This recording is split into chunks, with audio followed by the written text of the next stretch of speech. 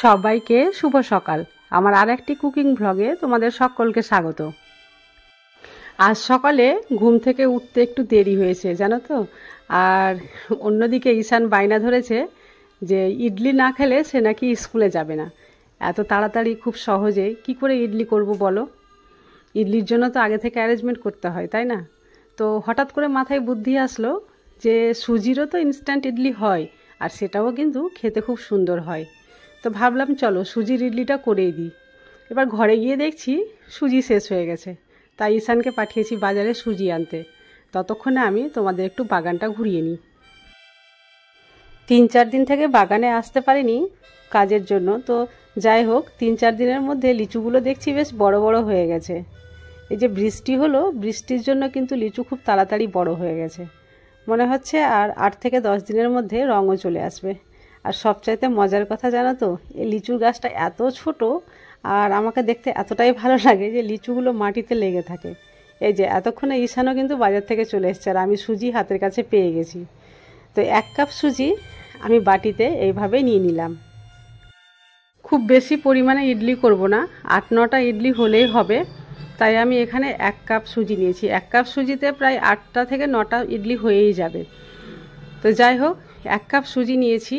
তো এখানে টক দই লাগবে প্রায় 1 কাপের মতো। এখানে মিষ্টি দই দিলে কিন্তু হবে না, তো আমি টক দইটাই নিয়েছি আর খুব ভালোভাবে মাখিয়ে নিচ্ছি। সুজির সঙ্গে দইটা খুব সুন্দর করে মাখানো হয়ে গেলে আমি এখানে দিয়ে দেব স্বাদ মতো লবণ। দই আর সুজি মাখানো হয়ে যাওয়ার পরে এখানে দিয়ে দিচ্ছি সামান্য পরিমাণে জল।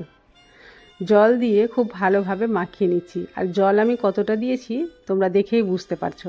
এরপরে আমি যেটা দিব সেটা হচ্ছে টুটি ফ্রুটি। এটা একেবারে যে বাধ্যতামূলক সেটা নয়, এটা খেতে আমার বাচ্চারা পছন্দ করে তাই আমি দিচ্ছি। এটা দিয়ে মাখিয়ে ভালোভাবে রেখে দিলাম প্রায় 10 মিনিটের জন্য। অন্যদিকে একটা তড়কা করে নিই। তো একটা তড়কা প্যানে নিয়েছি সাদা তেল আর দিয়ে দিলাম সর্ষে আর কারি পাতা আর ছোলার ডাল। এটা একটু ভাজা ভাজা হলে এই ইডলির যে ব্যাটার করেছি ব্যাটারের মধ্যে দিয়ে দিলাম। এটা দিলে খুব সুন্দর একটা স্বাদ আসে। এটা দিয়ে খুব ভালোভাবে নাড়াচাড়া করলাম। দেখছি যে সুজি সম্পূর্ণভাবে জলটা অ্যাবজর্ব করে শুকিয়ে গেছে, তাই আরও সামান্য পরিমাণে জল দিয়ে দিব সেটাতে। তো সেটা পরে দিচ্ছি। আগে দেখো ইডলির যে পাত্রটা রয়েছে, বাটিটা, সেটাতে তেল লাগিয়ে দিচ্ছি আমি, তাহলে ইডলিটা উঠাতে খুব সহজ হবে। তেল লাগানো হয়ে গেছে। এবার আমি দিয়ে দিচ্ছি ইডলির ব্যাটারে সামান্য পরিমাণে বেকিং সোডা, বেকিং পাউডার নয় কিন্তু, 1/2 চামচেরও কম বেকিং সোডা দিলাম। আর তাতে আবারও একটু জল দিয়ে খুব ভালোভাবে এভাবে মেখে নিলাম। এইভাবে মাখতে মাখতে দেখা যাবে যে একেবারে হালকা হয়ে এসছে, তখন ভেবে নিতে হবে ব্যাটারটা কমপ্লিট। এবার ব্যাটারগুলো এই বাটির মধ্যে আমি দিয়ে দিচ্ছি। 2 চামচ করে দিচ্ছি, বেশি দিচ্ছি না, কারণ একটু করে ফাঁকাও রাখছি, কারণ এটা ফুলে কিন্তু ভরে যাবে আর উপচে গেলে ব্যাপারটা একেবারেই খারাপ হয়ে যাবে। তো 2 চামচ করে দিচ্ছি। দেখছি কটা বাটি ভরে আর কি। এখানে আমার 2টো প্লেট মিলিয়ে 9টা বাটি রয়েছে, কটা হবে জানি না। এর উপর থেকে দিয়ে দিচ্ছি সামান্য পরিমাণে চিলি ফ্লেক্স। চিলি ফ্লেক্সটা দিলে দেখতেও ভালো লাগে আর খেতেও কিন্তু ভালো লাগবে, হালকা হালকা একটু ঝাল লাগবে। তো দেখো একটা বাটি কিন্তু ফাঁকা থেকে গেছে। এখানে বলেছিলাম যে 8টা থেকে 9টা ইডলি হবে, তো প্রায় 8টাই ইডলি হলো, 9টা হলো না, একটা বাটি ফাঁকা থেকে গেছে। আর ইডলির যে হাঁড়িটা ছিল আর কি, সেটাতে জল দিয়ে আমি আগে থেকেই ফুটতে দিয়ে দিয়েছিলাম। তো জল প্রায় গরম হয়ে গেছে। এবার ইডলির বাটিগুলো এটাতে আমি সেট করে দিলাম। এবার এটা ঢাকা দিয়ে আমি রেখে দেব প্রায় 15 মিনিট। গ্যাসের ফ্লেম মিডিয়াম টু হাই রেখে আমি চলে আসলাম বাগানের দিকে। 15 মিনিট সেখানে বসে থেকে কি করব বলো? তো চলো তোমাদের দেখাই। জামরুলের গাছে যখন ফুল হয়েছিল তোমাদের দেখিয়েছিলাম যে আমার গাছে প্রচুর পরিমাণে ফুল হয়েছে আর এবার নতুন ফুল হয়েছে। তো দেখো এবার জামরুলও কিন্তু টিকেছে। আর জামরুলগুলো দেখো বেশ বড় বড় হয়ে গেছে। কি কালারের হবে এখনও বুঝতে পারছি না, তবে যখন কিনেছিলাম বলেছিল যে লাল হবে। তো আদৌ লাল হবে কি হবে না এখনও বুঝতে পারছি না। যদি লাল হয় অবশ্যই তোমাদের সঙ্গে শেয়ার করব।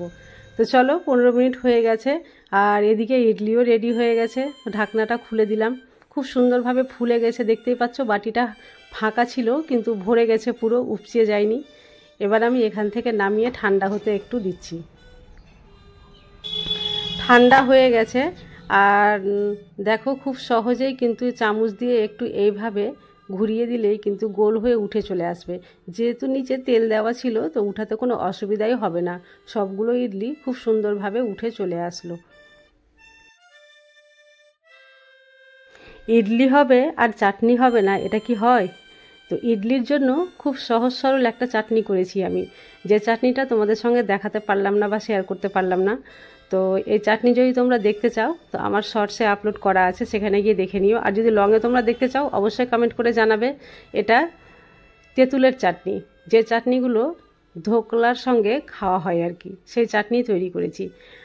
আর দেখো কত সুন্দর একেবারে জালিদার সফট তৈরি হয়েছে। আমি তোমাদের ভেঙেও দেখাচ্ছি, কাছে থেকে দেখো তাহলে বুঝতে পারবে যে কতটা সফট হয়েছে আর ভিতরটা কতটা জালিদার হয়েছে।